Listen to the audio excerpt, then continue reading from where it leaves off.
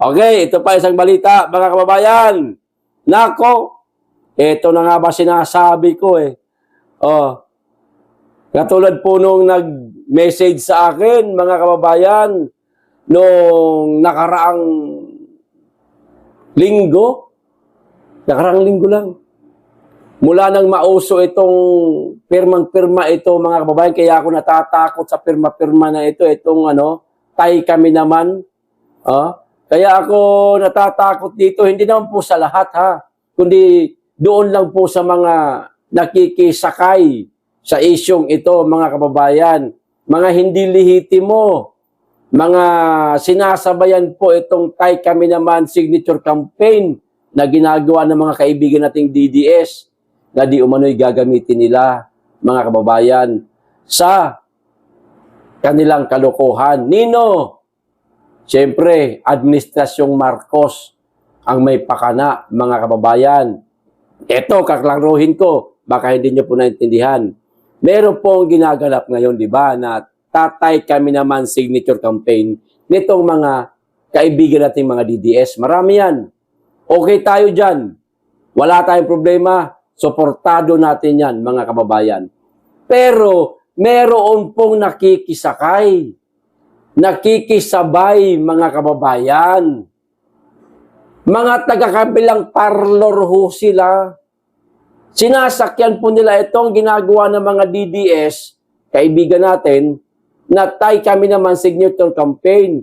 Itong mga kulay pula, meron din ganun. Pero di umano, gagawin ito, mga kababayan, o gagamitin nila ito para sa pansariling interest nila. Di po ba? Hindi natin alam kung saan nila ito gagamitin. Bakit nila ito gagawin o ginagawa rin? Sinasabayan huli na tayo. Huwag po kayong papalin lang o ito po ang mga babala, mga kababayan. Good morning sa tanan. Bisaya po ito pero tatagalogin ko. Pahibalo na ay nagsuroy-suroy. Nga mga tao sa atong palibot. Ibig sabihin, babala daw para sa lahat. Meron daw umiikot o nag-iikot, mga kababayan na mga tao sa palipaligid lang natin. Ito pa. Tapos, ito mamaya, bisayain ko muna. Unya, may timingan mo. Tapos matimingan kayo o maaktuhan kayo, no? Hatagan mo coupon nga 5K para bugas o grocery o nya papirmahon mo. Kita nyo na. Tagalog. Halimbawa, matimingan kayo.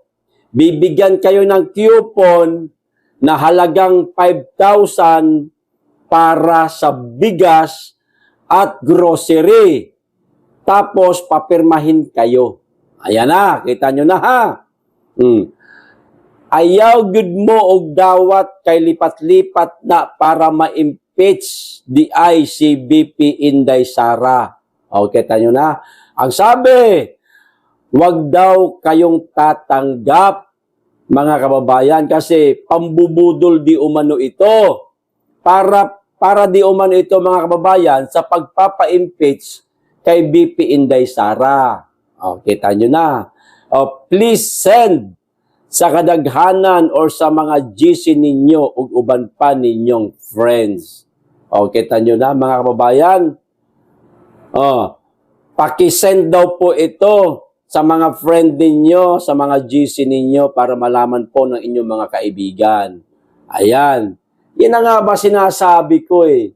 Wala ho tayong tutol dyan sa tay kami naman signature campaign na yan, mga kababayan. Pero meron pong nakikisabay. Hindi po natin sila kasama, hindi po sila mga DDS, mga kababayan. Sinasakyan nila, sinasabay ho nila para nga naman di umano daw ito sa impeachment laban kay BP Inday Sara. Abay, mag-iingat po tayong lahat, mga kababayan, ha? Sa mga nagpapapirma na mga lehitimong DDS talaga, okay lang yan, walang problema. Pero sa mga kababayan natin naghihintay para kayo'y madalaw at pumirma, kilatisin yung maigi, baka mamaya hindi atin yan, sa kabila yan, madadali pa, mabubudol ho kayo. Mabubudol ho kayo, mga kababayan. O, mabubudol kayo, pero naman, meron naman kayo 5,000. O, ano, kahit kayo, 5,000, kapalit sa impeachment ni VP Inday Sara, o hintayin ninyo yung mga lehitimong nagpapapirma ng tatay kami naman signature campaign, o alin dyan sa dalawa, mga kababayan. Kaya mag-iingat. Okay, o, ito pa. Sa pangbalita, mga kababayan, itong tungkol po sa panibagong kahihiyan na naman na tinanggap o para sa Pilipinas to, nakakahiya na po talaga yung ating bansa, mga kababayan. Ngayon lang talaga to nangyari. Ngayon lang, sa administrasyon ni Marcos, na mayroong isang bansa na nagbigay ng babala sa kanyang mga nasasakupan, sa kanyang constituents, sa kanyang mga kababayan, babala na huwag pumunta sa Pilipinas ang kanilang mga kababayan dahil delikado di umano ang ating bansa sa ngayon. Dahil yan, nangyayari yan, mga kababayan, sa Administrasyong Marcos. Ngayon lang ako nakarinig ng isang bansa na pinagbawalan ang kanilang mga kababayan na pumunta sa ibang bayan, sa ibang bansa. Ngayon lang, Administrasyong Marcos lang po. O ito, Canada's latest travel advisories for Philippines. Kita nyo na. The Government of Canada publishes regular updates for popular travel destinations like the Philippines, Thailand, and Indonesia. Sa bagay, hindi na naman po nag-iisa ang Pilipinas. Meron pang kasamang Thailand at Indonesia. Okay? These advisories aren't meant to discourage, kita nyo? Discourage you from traveling to these countries. Rather, they're meant to provide Canadians with the latest information they need to ensure their safety abroad. The government monitors events in these countries and provides updates online. Kita nyo na, mga kababayan, talagang nagbibigay sila ng updates sa kanilang mga kababayan kung ano na ang kalalagayan ng ating bansa. Ito pa ba'y ligtas para sa mga nagbabalak na magbakasyon sa ating bansa? Kaya pala, ang buhol, mga kababayan, itong mga tinatawag na mga tour guide, nagrereklamo na. Di umano, iilang piraso na lamang daw na mga foreigner ang pumupunta o pumapasok sa lugar nila para mamasyal. Kung noon, talagang napakarami, libo-libo ho ang dumadayo sa lugar nila sa Bohol. Napakaraming foreigner. Kano, Australiano, iba't iba. Hapon, Chinese, iba't iba nga. Para mamasyal. Ngayon, napakatumal na daw, mga kababayan. Maaaring nabasa nila itong babala ng isang Canadian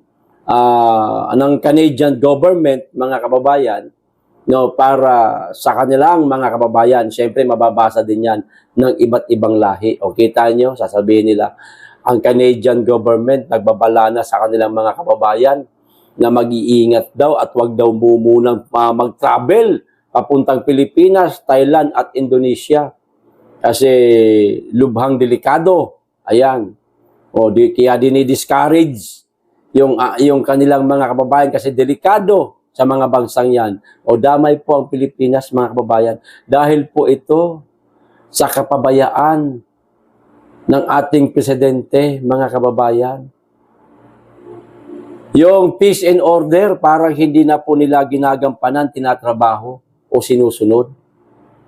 Ito naman sa News 5, ang sabi, Canada urges travelers to stay alert in PH. Naku po, dito talagang PH lang ang nilagay.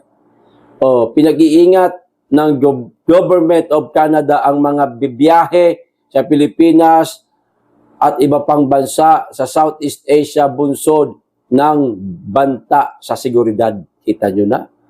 Sa kanilang updated travel advisory, pinapaalalahanan ang mga biyahero sa risk levels sa iba't ibang bahagi ng bansa. Inaasahan ang dagsa ng mga biyahero sa Pilipinas at iba pang tropical country dahil sa winter season. Ayan, pero mga kababayan, nagbibigay sila ng babala. Lalong-lalo na ang Canadian government sa kanilang mga kababayan. Kasi nga, maaaring na-monitor na ho nila na hindi ganon kaligtas ngayon ang Pilipinas. Bumalik na naman ang mga droga, bumalik na naman ang mga, alam niyo yung mga snatcher, mga kawatan, di po ba mga mandurugas, bumalik na naman sa administrasyon ni Marcos na nilinis siya noon ni Tatay Digong. Talagang isinako, mga kababayan ayaw nyo tumigil. Makakatikim talaga kayo kung paano niya pinatigil o pinatahimik ang Davao City na noon may tuturing impyerno. Dahil napakaraming sanggano noon sa Davao City. Bata pa ako noon, mga kababayan. Nakakatakot. Naging Duterte, ang mayor, tumahimik ang Davao. Saksi naman tayong lahat kung paano niya pinatahimik ang buong Pilipinas. Di ba? Naging malaya tayong maglakad anumang oras. Kahit sa ang sulok, lalong-lalo na dito sa Kamaynilaan, na napakaraming ligaw na bituka, na pakalat-kalat lang. Di po ba, mga kababayan? Naging ano tayo noon? Naging ligtas sa Pilipinas noon. Pero ngayon, nasa na? Balik sa dati, nagsipaglabasan na naman ng mga demonyo. Congratulations, Bongbong Marcos. Ito ang ang award mo. Subukan mong utangan, Bongbong Marcos, ang Canada. Hindi ka pa uutangin yan dahil sa alam nila, nakamonitor sila. Hindi lang po Canada, mga kababayan ang nakamonitor sa atin. Itong inilabas na balitang ito mula sa Canadian government, imposibleng hindi po ito nabasa ng iba't ibang bansa, mga kababayan, na maaaring ibinalita rin po nila sa kanilang mga kababayan. Kita nyo ang Canada. Pinag-iingat yung kanilang mga kababayan. Tayo, ganun din. Kaya ayun, iilan na lamang ang pumapasok sa atin. Bagsak po ang turismo. Bagsak pa ang ekonomiya ng Pilipinas. Napakataas na po ng dolyar kumpara sa piso. Hindi na po nawawala sa 58, 59 ang dolyares kontra piso. Ganyan po ang indikasyon kapag ang isang bansa ay lugmok ang ekonomiya. Mga kababayan, pinahirapan tayo ng Marcos administration na ito. Sinira niya ang magandang nasimulan ng ating Tatay Digong. Peace and order.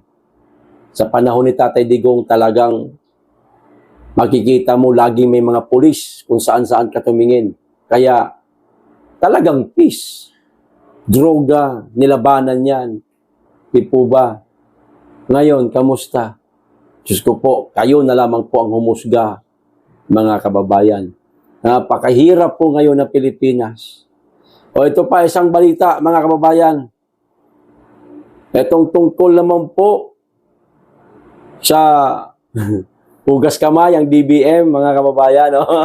Hugas kamay para wag madamay. Ito sabi ng mga taga-DBM. Hindi alam ang bilyon-bilyong insertion sa 2025 budget. Ayon po yan sa DBM, mga kababayan. Wala daw silang alam. Tanginang yan, para naman nakakaloko itong mga ito. Sige. Talaga, wala kayong alam? Oh, Manila. Inamin ng Department of Budget and Management o DBM nitong Lunes na hindi nila alam ang bilyon-bilyong pondo na idinagdag sa 2025 national budget, partikular sa Department of Public Works and Highways DPWH. Ayon kay ICI Commissioner at dating DPWH Secretary Rogelio Singson, umabot sa 271 billion ang insertion, kung saan ang naveto lang ay 26 billion. Disappointing na walang nakapansin ito ng maaga, ani Singson. Kita nyo na, sa paliwanag ni DBM Acting Secretary Rolando Toledo, hindi nasubaybayan ang insertion dahil ito raw ay gawa sa legislative process at ang DBM ay reactive lamang sa ganitong hakbang. Ayan ang palusot nila, mga kababayan. Kanya-kanyang lusutan na para wag madamay sa kalawit ni kamatayan. Noong Desyembre 2024, pinawalang bisa ni Pangulong Marcos Jr. ang 26 billion na proyekto ng DPWH para sa fiscal year 2025 dahil hindi ito ayon sa 8-point socio-economic agenda ng gobyerno. Ayan, yun lang po yun. Doon lang tayo medyo napangiti ng kaunti, ika nga, mga kababayan. Pero, eto nga, ang DBM, hugas kamay na sila. Sige! Maghugas na kayo ng kamay ninyo dahil nanalapit na ang paniningil sa inyong mga kawatan kayo. Magsipaghanda kayo. Ngayon nga mga kababayan, kita nyo naman, di ba? Kahit hindi po opisyal ng gobyerno, senador ng Amerika, etong si George Perry Floyd Jr., nakita niya na, mga kababayan, ang mga nangyayari sa Pilipinas, lalong-lalo na sa ating Tatay Digong. Handa pa niyang tulungan. Elected official sa bansang Amerika yan, ha? Nakikipagkaibigan sa mga Duterte dahil nakita nila paano mamuno, paano katino ang mga Duterte. Mas lalo na sa bansa natin, mga kababayan.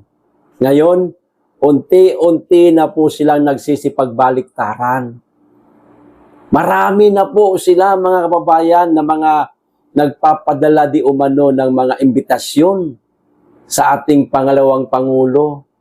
Hindi natin alam sa mga piging na meron silang gagawin sa mga lugar nila, nagpapadala na po sila ng imbitasyon di umano. Nakarating lang naman sa atin yan. Sa ating pangalawang Pangulo. Miss Vice President BP Inday Sara Duterte o Mrs. Ayan. Vice President Sara Duterte o Her Excellency. Ayan. BP Inday Sara Duterte, baka pwede po namin kayo maimbitahan. Parang mga ganun, mga kababayan.